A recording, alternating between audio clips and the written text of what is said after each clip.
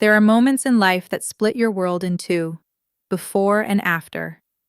One phone call, one sentence, and suddenly, everything you thought you knew about your family, your home, your past, it all looks different. For me, that moment came on a Tuesday morning in October. I was thousands of miles from home, sitting on a military base with dust on my boots and exhaustion in my bones. My unit had just come back from a 36-hour mission. I hadn't slept. I hadn't eaten. I was sitting on the edge of my bunk, pulling off my boots, thinking about nothing except getting a few hours of sleep before the next briefing. That's when my phone buzzed. I almost didn't answer it. The number was unfamiliar. Not my brother Derek's usual number, not my aunt's. But something made me pick it up. Some quiet instinct I'd learned to trust after 3 years of military service. "Is this Caleb Harmon?" I said yes. "This is Nurse Patricia Warren from Maplewood Medical Center. I'm calling regarding your mother, Margaret Harmon. She passed away this morning at 6:47 a.m. I'm so sorry for your loss." I sat there holding the phone, not moving. My mother was gone. The woman who used to leave sandwiches outside my door when I was studying late. The woman who drove 2 hours to see me graduate from basic training, wearing her good coat even though it was 90 degrees outside. The woman who told me, every single time we said goodbye, every deployment, every long assignment, she told me, "You come home to me, Caleb. Promise me that." I had always promised. And now she was gone, and I hadn't been there. I sat in that barracks room for a long time. Outside, I could hear the sounds of the base, vehicles, voices, someone laughing in the distance. And inside, I was completely, absolutely still. I didn't call Derek right away. I couldn't. I needed a few minutes just to breathe, to hold the reality of it before I let the world in. When I finally called him, he answered on the second ring. "Hey," he said. Just, "Hey," like I'd called to ask what he wanted for dinner. "Derek, I just got the call. About Mom." "Yeah." A pause. "Yeah. It happened this morning." "When did she... How long was she in the hospital? Why didn't anyone tell me she was sick?" Another pause. Slightly too long. "It was fast, Caleb. It went fast. There wasn't time." I should have caught it then. That careful, measured way he was speaking. Like someone who had rehearsed this conversation. Like someone who already knew what questions were coming and had already decided how much to answer. But I was grieving. My brain wasn't working right. I was 10,000 miles from home, sitting in a room that smelled like dust and military-issue soap, and my mother was dead. So I let it go. I told him I would apply for emergency leave immediately. I told him I'd be home as soon as the paperwork cleared. I told him we'd get through this together. "Sure," he said. "Take your time." Take your time. I didn't understand what those words meant until 3 weeks later, when I finally set foot back on American soil and drove to the house I grew up in, and found that it no longer belonged to our family. But I'm getting ahead of myself. Let me tell you about who we were first, because none of what happened makes sense without understanding where it started. My mother, Margaret Harmon, was the kind of woman who made a house feel like the whole world. She was small, barely 5'3", with dark hair that went silver early and hands that were always doing something. Cooking, gardening, knitting, fixing. She didn't know how to sit still. Even when she was watching television, she'd have a cup of tea in one hand and a crossword puzzle in the other. She raised Derek and me alone. Our father left when I was 6 and Derek was 9. He didn't make a dramatic exit, no fighting, no big scene. He just kind of faded away. First he was homeless, then he wasn't home at all. And eventually his name stopped coming up in conversation, and we all pretended like the gap he left wasn't shaped exactly like a person. Mom never complained about it. Not once, in my entire childhood, did I hear her say one bitter word about the man who left her with 2 kids, and a mortgage, and a part-time job at the school district office. That was her character. She absorbed hard things quietly, and then she kept moving. She worked hard. She saved carefully. She scrimped and sacrificed for years, buying secondhand school supplies, cutting her own hair, driving a car that probably should have been retired a decade before it was, all so that Derek and I could have stable lives. And she did it. She paid off that house. Completely. By the time Derek and I were in our 20s, the family home on Birchwood Drive was fully owned, no mortgage, no debt. Just a small, clean 3-bedroom house with a garden in the back and a porch where Mom liked to sit in the evenings. That house was her life's work, the proof of everything she'd sacrificed. She told us both, separately and together, many times over the years, that the house would go to us equally when she was gone. Half to Derek, half to me.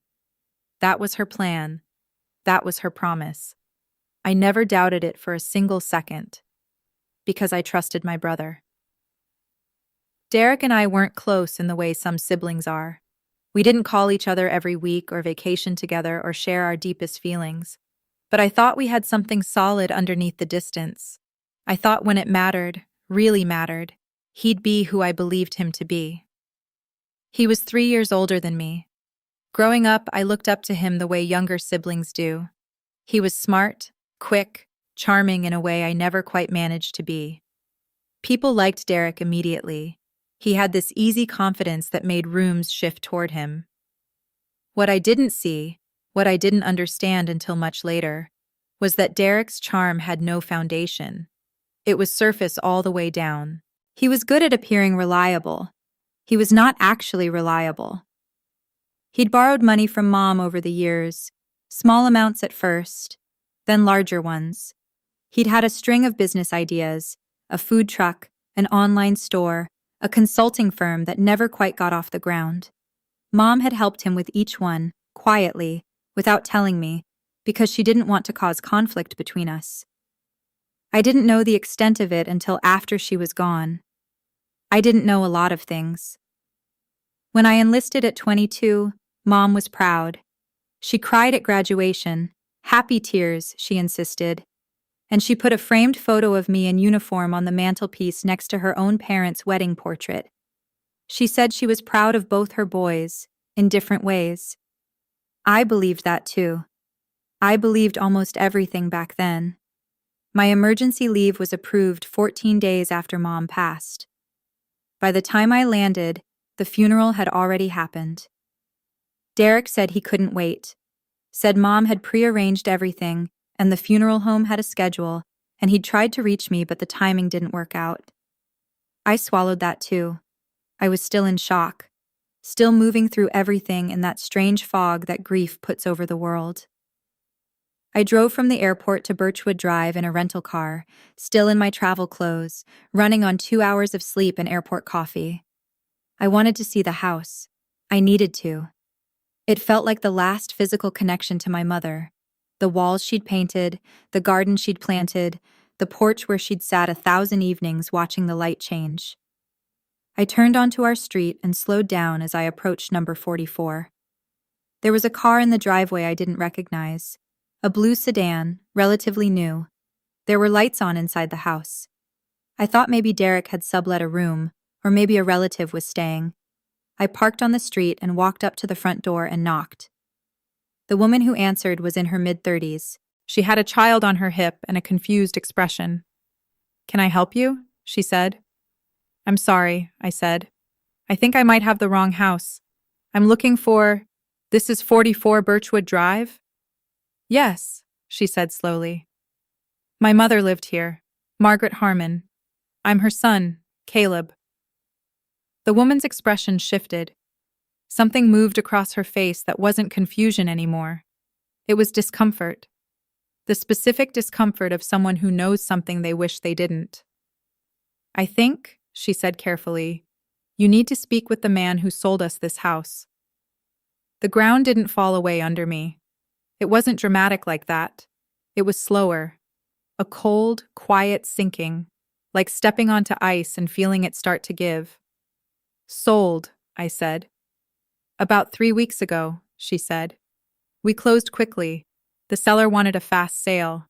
We thought it was a good deal, and she looked at me, at my face, at whatever was happening on it. I'm so sorry, she said softly. I think there's been some kind of misunderstanding. I drove away from my childhood home in a state that I still don't have the right words for. I called Derek. No answer. I called again, straight to voicemail. I left a message. My voice was calm, eerily calm. That military training kicking in, maybe. The ability to function at a surface level while something underneath is completely breaking apart. Derek, I said, I just went to Mom's house. Call me back. He didn't call that night. He called the next morning, and when he did, the story he told me was the single most calculated, deliberate piece of deception I have ever encountered from someone I shared a childhood with. Derek called me at 8:15 the following morning. I was sitting in a motel room 2 miles from the house I grew up in. I hadn't slept. I'd spent most of the night on my laptop, trying to find information, checking county property records online, looking at what I could access without an attorney. The picture that was forming was not good. When he called, his voice was completely normal, relaxed even. Hey, got your message. Sorry I missed you last night. I said nothing. I waited. So, he said, I guess you went by the house. I did. Okay. Look, Caleb, I was going to tell you when you got here, but things moved faster than I expected. Derek. My voice was very quiet. Tell me what happened. He sighed. The sigh of a man who has prepared for this conversation and decided the best approach is patient explanation. Mom changed her will, Caleb, about 8 months before she died. I know this is hard to hear, but she decided to leave the house to me. Solely. She told me she'd already spoken to you about it. The silence stretched out. She never spoke to me about it, I said. Well, she told me she did. Maybe she didn't get the chance to, with your deployment and everything. Derek, she never spoke to me about changing the will. We talked every week. She never said a word. I don't know what to tell you, man. That's what she told me. She changed it. It's legal. I have the documents. And you sold the house. I needed the money, Caleb. I had debts. The house was mine legally, and I needed to act quickly before... He stopped. Before I got home, I said. That's not... Look, I knew you'd be upset. I was trying to handle things efficiently. You sold our mother's house 3 weeks after she died, before her other son could get home from a military deployment to contest anything. A pause. The will is legal, he said again. There's nothing to contest. And that was it. That was all he had.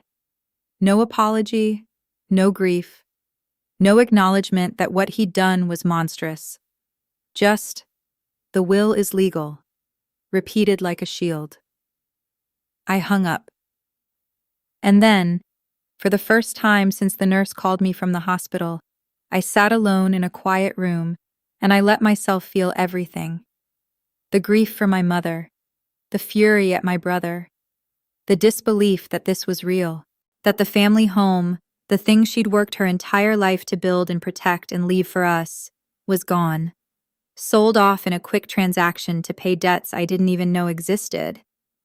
I sat there for a long time, and then I stopped feeling and started thinking. Because if there's one thing the military taught me, it's this. Emotion tells you something is wrong.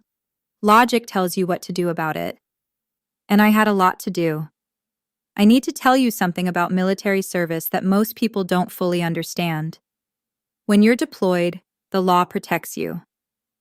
There are specific legal protections for service members, federal laws that exist precisely because people like my brother exist. Because not everyone behaves honorably when a family member is far away and can't defend themselves. The Service Members Civil Relief Act. Most people have never heard of it. But the moment I started looking into my situation, I kept running into that name. I'm not a lawyer, I want to be clear about that. But I'm methodical, I'm patient. And I had time and motive and a military laptop and nothing else to do but research. I called the base legal assistance office first, explained the situation. They told me to get a civilian attorney immediately. What I was describing was potentially serious, and the faster I moved, the better.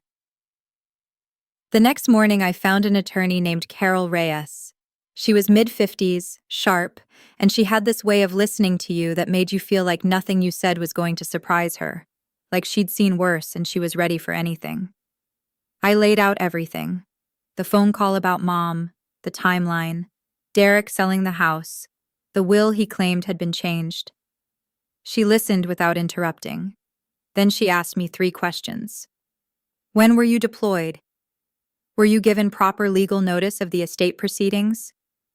Did you ever receive a copy of any updated will or trust documentation? The answers were, before Mom got sick, no, and no. Carol Reyes leaned back in her chair and said, then we have several serious issues to investigate. Here's what she explained to me over the course of that first meeting.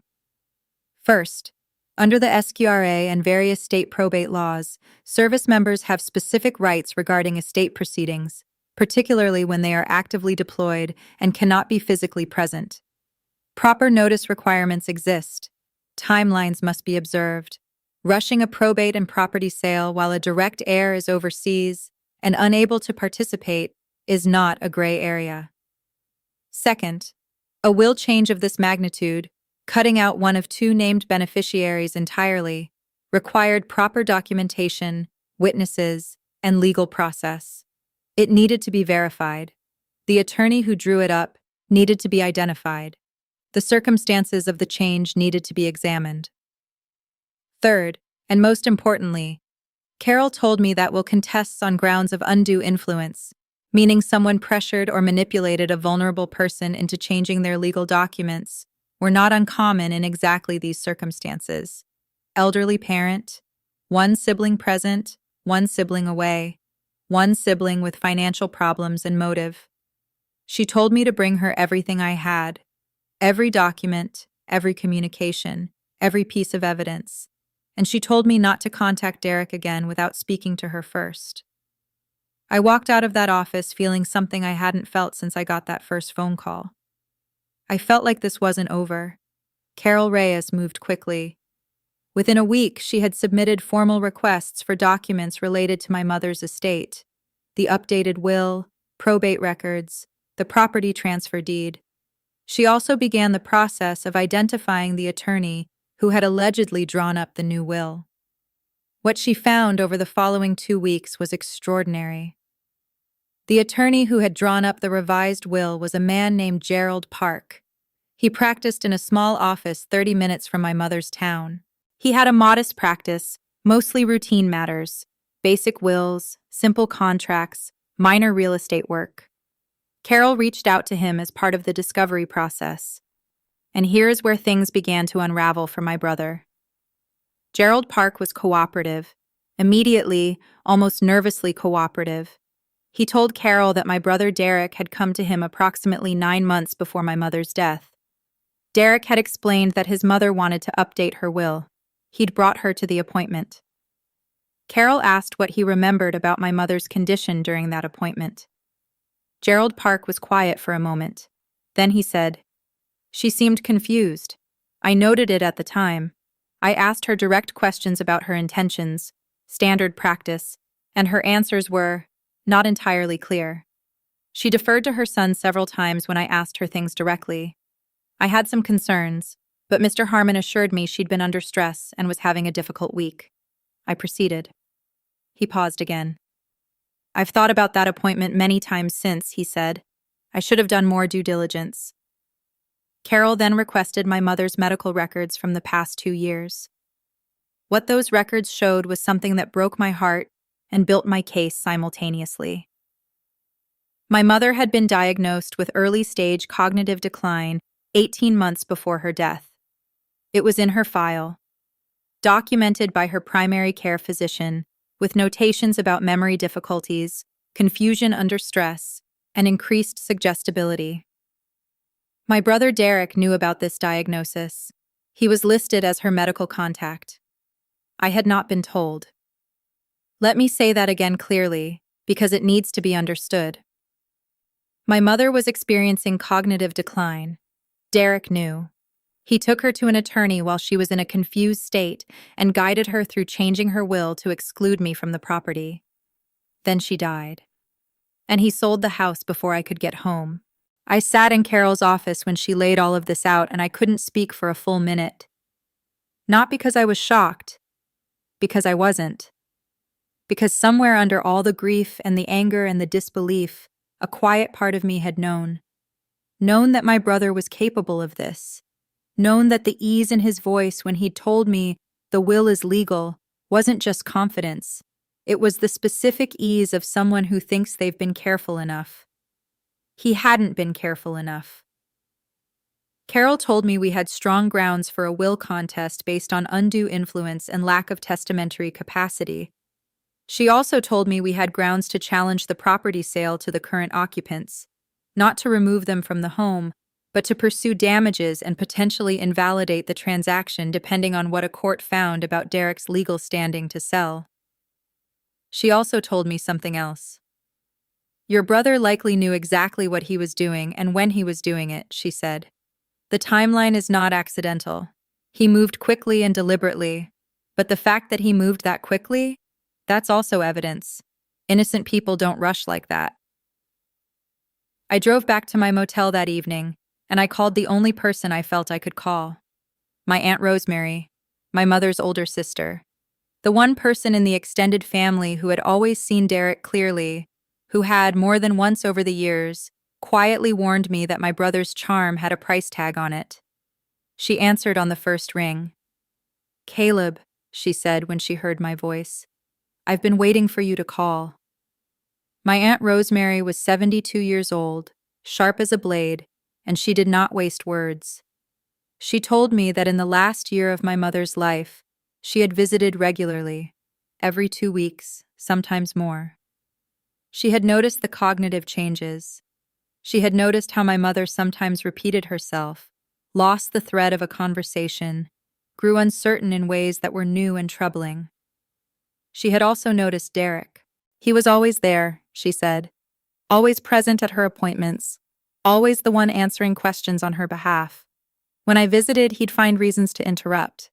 If Maggie and I started talking privately, he'd come in with a cup of tea or some task that needed doing immediately. She had found it uncomfortable, but hadn't known what to do. My mother loved Derek. She didn't want to cause conflict. But Rosemary had documented things. In her own quiet way, with the instincts of a woman who'd lived long enough to recognize when something was wrong, she had kept notes, dates, observations, things she'd noticed. She hadn't told anyone. She hadn't been sure anyone would listen, or that she wasn't overreacting. Now she told me everything. She told me about a visit, approximately 10 months before my mother died, when Mom had said something that hadn't made sense at the time. Rosemary had asked her about me, how I was doing on deployment when I'd be home, and my mother had said quietly, almost to herself, Derek says Caleb understands. Derek says it's better this way. Rosemary had asked what she meant. My mother had looked confused, had changed the subject. Now we both understood what it meant. Derek had been feeding my mother a narrative, telling her that I understood, that I agreed, that the change was already discussed and settled. He had constructed a story around a woman whose ability to verify or challenge that story was compromised. He had used her love for both her sons, her desire to believe that we were at peace, that things were settled and fair, to get her to sign documents she didn't fully understand. The grief hit me again, right there on the phone. But underneath it was something harder. I was going to fix this. I didn't know exactly how yet, but I was going to fix it. Rosemary told me she would give a statement to Carol. She would hand over every note she'd kept. She would testify if it came to that. Your mother worked her entire life for that house, she said, and I will not sit quietly while it ends this way. I thanked her. She told me not to thank her yet. There was still a long road ahead. She was right. But the road had a destination now. Carol had told me not to contact Derek without her approval. I followed that instruction for 3 weeks. 3 weeks of legal process, Document gathering, depositions being arranged, the machinery of justice moving at its careful, methodical pace. But 3 weeks after I'd last spoken to him, Derek called me. I let it go to voicemail, listened to the message. His tone had changed. The easy confidence was still there, but underneath it was something tighter. The message was short. "Hey Caleb, I think we should talk. Clear the air. Call me back." I called Carol first. She said I could speak to him, but to be careful. Don't give information. Don't make any admissions. Keep it general. I called him back. "Caleb," he said. "Good. I'm glad you called. Look, I think this whole thing has gotten out of hand." "What's gotten out of hand, Derek?" "The legal stuff. Whatever attorney you've hired, whatever they've told you, I think we can resolve this as a family. Mom wouldn't have wanted us fighting over money in a courtroom." There it was, the appeal to Mom's wishes, deployed by the man who had spent the last year of her life systematically dismantling them. "Tell me something," I said. "Did you know Mom had cognitive issues, that she was diagnosed?" A pause. "She had some memory stuff," he said carefully. "She was getting older." "She was diagnosed," I said. 18 months before she died. It's in her medical file. You're listed as her medical contact. You knew." Another pause. Longer. "That doesn't change anything about the will, Caleb. She was still legally—" "You took her to an attorney while she was confused and you told her I already knew about the change. You told her I agreed with it." The silence on the other end was different now. It wasn't the calculated pause of a man choosing his words. It was the silence of a man who realizes the wall he thought was solid has a crack in it. "I don't know where you're getting that from." "I'm getting it from Aunt Rosemary, who visited Mom every 2 weeks and wrote down everything she observed. And I'm getting it from the attorney who now regrets not doing more due diligence. And I'm getting it from a paper trail that tells a very specific story about the timeline, Derek." He said nothing. "I gave you the chance to be honest with me," I said. "When I first came home. I gave you the chance to have that conversation, and you chose this instead. So now we finish it the legal way." I hung up. My hands were shaking slightly. Not from fear, from something else. The strange, hollow feeling of having finally said the true thing to someone you used to trust. Carol called me the next day. Derek had contacted her office through his own attorney, requesting a settlement discussion. She told me to stay calm and let the process work. Here's what Derek had counted on. He'd counted on me being far away and uninformed. He'd counted on moving fast enough that by the time I understood what had happened, the house would be sold, the money would be spent, and any legal action would be facing a complicated, expensive uphill battle against a completed transaction. He'd also counted on something else. He'd counted on me not having the resources or the determination to fight. He was wrong on both counts. What Derek didn't know, what I'd never had reason to share with him, was that during my years of service, I had saved carefully. I lived simply. I had very few expenses. And while he had been running failed businesses and borrowing money from our mother, I had been building a quiet financial foundation. I had the resources to fight this properly. And as for determination, Derek had underestimated what it means to be the son of Margaret Harmon. She hadn't raised me to quit. She hadn't scraped and saved and sacrificed her whole life to build something that I would shrug and let disappear. The legal case built steadily. Carol filed the will contest on grounds of undue influence and lack of testamentary capacity. The evidence was strong. The medical records documenting Mom's cognitive decline, Gerald Park's account of her confused state during the will signing, Aunt Rosemary's detailed contemporaneous notes, and the suspicious speed of the entire process. Depositions were scheduled. Gerald Park gave his deposition first. He was honest, even when it was uncomfortable. He described the appointment in detail. He acknowledged the red flags he'd noticed and hadn't acted on. He was not a villain. He was a man who'd made a professional error and was living with it. Rosemary's deposition was extraordinary. She was 72 years old, and she sat in that room and she was a wall. She was precise, detailed, and unshakable. Every date, every observation, every conversation she'd documented. Derek's attorney tried 3 times to rattle her, and each time she simply looked at him and restated her account without changing a single word. Derek's deposition was a different story. I wasn't in the room for it. Carol handled it. But she described it to me afterward in terms that were almost clinical in their precision. "He's a very good liar," she said, "but he's not a good enough liar to survive the documents." Because here's the thing about lies. A good liar can control their face and their voice. They can seem calm and confident, but they cannot change the documents that already exist. They cannot alter the timestamps on medical records. They cannot erase a medical diagnosis from a file, or unwrite an attorney's notes, or make a 72-year-old woman forget what she observed over a year of careful visits. The documents told the truth even when Derek didn't. 3 months into the legal process, Derek's attorney reached out to Carol with a formal settlement offer. Derek offered, through his attorney, to pay me a sum of money in exchange for dropping the will contest and all related legal action. The number he offered was significantly less than half the value of the house. Carol and I discussed it. She thought we could get more if we pushed forward. She also acknowledged that litigation was expensive, emotionally draining, and uncertain in outcome, even with strong evidence. I told her I didn't want to settle. Not because I was greedy, not because I wanted the maximum possible dollar amount, but because settling quietly meant Derek would walk away without a public record of what he'd done. It meant a private transaction that solved my problem while leaving his intact. I wanted the court to see it. I wanted it on record. I wanted a judge to look at the evidence and make a finding about what my brother had done to our mother. Carol nodded slowly. "That's your right," she said. "But understand, these cases can take time, and even if the court finds undue influence, the remedy may still ultimately be financial.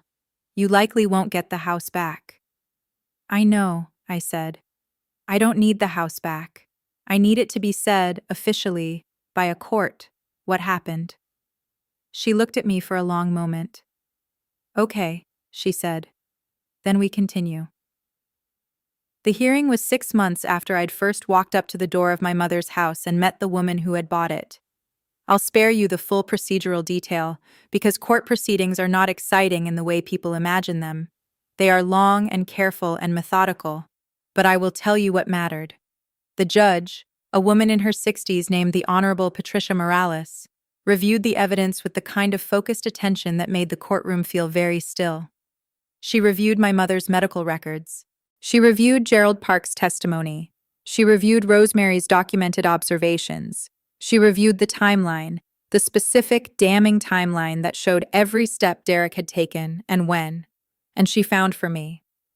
Her written ruling stated, in careful legal language that I have read more times than I can count, that the evidence supported a finding of undue influence over a testator with documented cognitive decline.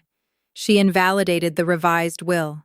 She ordered the estate to be recalculated according to the original will, equal division between the 2 sons. Because the house was already sold to the current occupants, an innocent third party who had purchased in good faith, they could not be removed. The judge found no basis for invalidating their purchase, but Derek was ordered to pay me my share of the estate, the full fair market value of half the property. He was also ordered to pay a portion of my legal fees, on the grounds that his conduct had been in bad faith. The number, when Carol showed it to me, was substantial. It was not just justice, it was the work of my mother's life, finally and correctly divided. Derek did not take the ruling with any particular grace. He appealed. Of course he appealed. That's what people like Derek do. They fight not because they believe they're right, but because they believe persistence alone might eventually change the outcome. The appeal was denied. After the appeal was denied, he attempted to claim financial hardship, that he no longer had the funds to pay the judgment because he had already spent the proceeds from the house sale.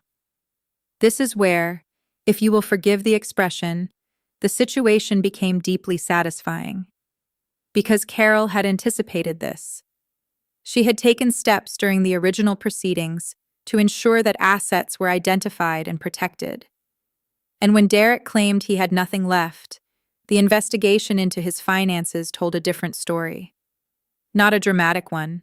He hadn't hidden millions. He had, characteristically, spent a lot and hidden a little. But the little he'd hidden was found. And the court was not pleased with his claims of hardship in light of what was discovered. The judgment was enforced, with interest for the delay. I don't know exactly what Derek's life looked like after that. We have not spoken since the day of my confrontation call, and I have no desire to change that. What I do know is that Aunt Rosemary, who kept watch on things the way she always had, told me that Derek had quietly left the state, that the business ventures, which were never stable, had finally collapsed entirely, that he was, as far as anyone in the family knew, starting over somewhere with considerably less than he'd had. I felt nothing in particular when she told me. No satisfaction, no pity. Just a kind of quiet acknowledgement that the world had, eventually, corrected itself. The funds from the estate settlement came through on a Wednesday morning in early spring. I was back on base by then, finishing out my commitment. I sat with the notification on my phone for a long time, not quite sure what I felt. My mother had worked her whole life to leave something behind. She'd planned carefully, saved deliberately, and built something real out of nothing but discipline and love. And her older son had taken that plan and tried to erase it. He hadn't succeeded. The money was the material part. But the real thing, the thing that mattered, was that a judge had looked at the evidence and said clearly, "This is what happened. This woman was manipulated. This is not how it will stand." My mother got justice. Not perfectly, not completely, not in the way any of us would have chosen, but as much as the law could provide. With my share of the estate, I did a few things. I made a donation to Maplewood Medical Center, to their patient advocacy program specifically, the one that helped families navigate difficult diagnoses and care situations. It seemed right. I established a small fund in my mother's name through the local community foundation for women raising children alone, for the Margaret Harmon Self-Sufficiency Award, small, symbolic, not enough to change anyone's life, but enough to acknowledge the kind of person she was. And I used part of it as a down payment on a house of my own. Not on Birchwood Drive, not anywhere near it. A different town, a fresh start, a foundation of my own built on work I could trace to its origins. I planted a garden in the backyard that first spring. Nothing fancy. Tomatoes, herbs, the kind of practical garden a woman who never sat still might have kept. I was terrible at it, honestly. Half the tomatoes died. The herbs were scraggly and unimpressive, but I kept at it. This part is not about the legal case. It's not about Derek or justice or evidence or timelines. It's the part I haven't told anyone except Aunt Rosemary. On the first anniversary of my mother's death, I sat down and I wrote her a letter. I know she couldn't read it. I know that isn't how any of this works. But I needed to say the things I hadn't gotten to say. So I wrote them down. I told her that I was sorry I wasn't there when she was sick, that I hadn't known, and I wished I had known, and I would have come home. I would have been there. She would not have been alone with Derek making decisions for her if I had known. I told her that the house was gone, and I was at peace with that. That the people who lived there now seemed kind. I'd seen them once briefly from across the street. They had a child. The garden she'd kept was still being tended. Someone was taking care of what she'd grown. I told her that the court had said what needed to be said, that the record existed, that whatever Derek had thought he was getting away with, it was documented now as something he hadn't gotten away with. I told her about the fund in her name, that her story, the real one, the one about a woman who worked and saved and made something from nothing, would be the one that lasted. I told her I was okay. I folded the letter and kept it. I still have it.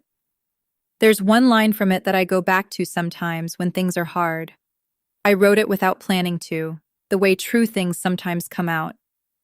You built something real, Mom. They could take the house, but they couldn't take what it came from. That part lives in me. I want to be honest with you about something. Justice is not free. And I don't mean that in a financial sense, though the legal costs were real and significant. I mean it in the deeper way. Fighting this cost me time. It cost me emotional energy that I will never get back. It cost me the remaining shred of relationship with a brother I had once believed in. It cost me a period of my life that was already marked by grief. And instead of being allowed to simply grieve, I had to fight simultaneously. Grief on one side, legal battle on the other. There were nights in that motel room, and later in my apartment near the base, when I asked myself if it was worth it. If the money mattered enough. If the principle mattered enough. And every time, the answer came back the same. It wasn't about the money. It was about my mother. It was about the fact that she had worked for 40 years to build something, and she had been manipulated in her most vulnerable state by the person she trusted most to protect it. And if I had accepted that quietly, if I had said the will is legal and moved on, then everything she worked for would have ended in an act of betrayal that no one ever officially named. She deserved better than that. She deserved for someone to say, on the record, with evidence and witnesses and a judge's signature, this is what happened, this was wrong, and I was the only one who could do that for her. So I did. If you're listening to this and you're in a situation that feels impossible, a family member who has taken something, a system that seems to favor the person who moved faster and cared less, I want to tell you this. There are protections that exist for exactly these situations. There are laws that were written because people understood that vulnerable people need defending. There are attorneys like Carol Reyes who have dedicated their careers to exactly this work. The key is to document everything, to move methodically, to not let emotion push you into actions that undermine your case, and to understand that the person who acted quickly and carelessly often left evidence of that carelessness behind. My brother thought he had won the moment the house was sold. He thought fast action had closed the door permanently. What he didn't understand is that the door was never his to close. 18 months after the settlement, I was sitting on the back porch of my own house on a Sunday afternoon in late summer. The garden was doing better. I'd learned from the first year's failures. The tomatoes were growing properly. The herbs were full and healthy. There was a table on the porch where I sometimes sat in the evenings to watch the light change, the same kind of light she used to watch from Birchwood Drive.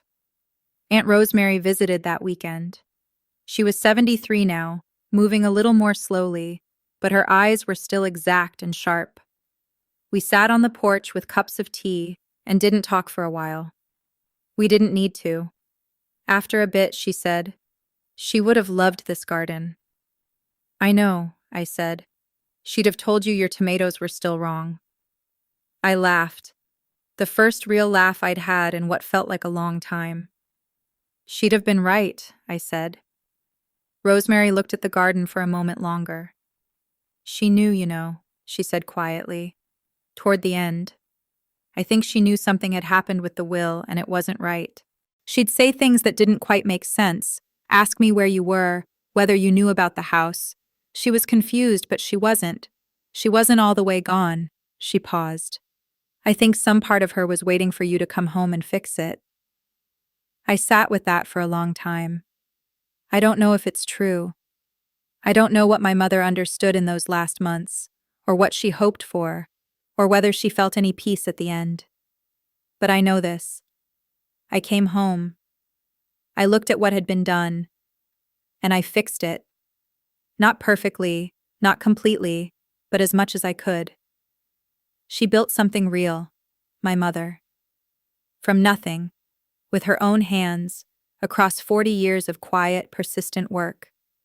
They could take the house. They couldn't take what it came from. That part lives in me, and it always will.